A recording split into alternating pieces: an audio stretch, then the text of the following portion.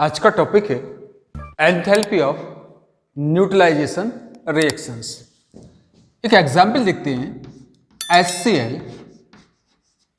In aqueous media sodium hydroxide in aqueous media what is react and form NaCl and water. The eval heat during the when 1 mole acid react with 1 mole waste and form salt plus water, the evolved heat is minus 57.1 kilojoule. According to Arrhenius, HCl is a strong acid. After the ionization, it gives H and Cl ions. NaOH is strong base. After ionization, it provides OH ion. And basically, hydrogen ion from the acid, hydroxide ions from waste combine and form neutral nature molecules water.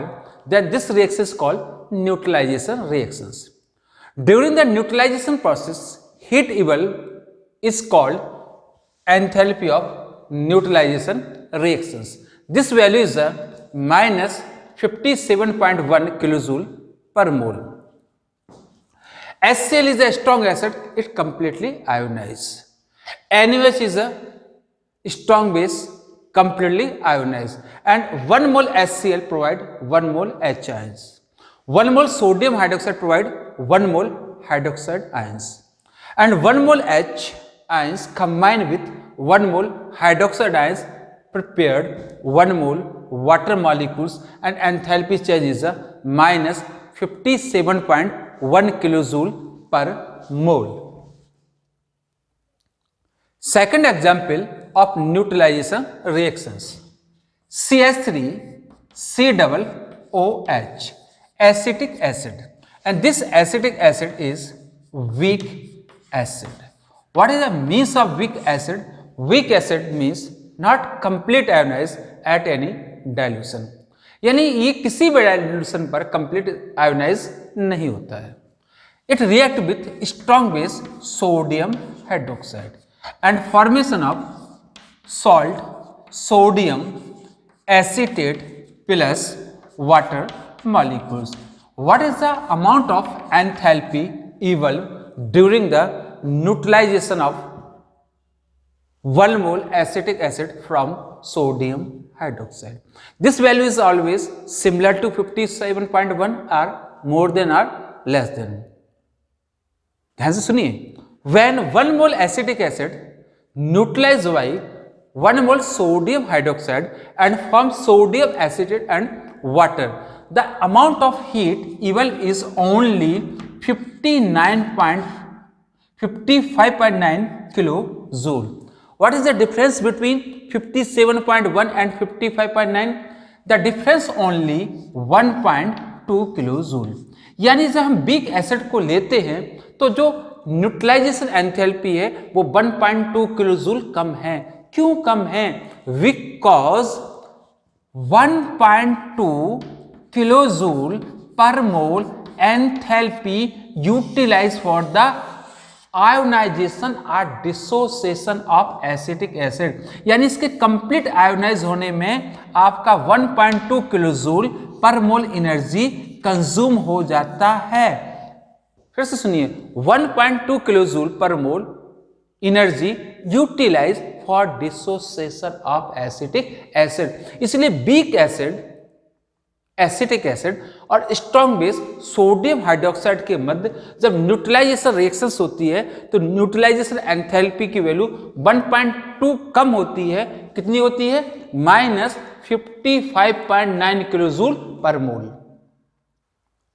Next example. अब हमने weak acid के acid लिया था, अब हम strong acid को लेते हैं HCl. तो बेस क्या करेंगे?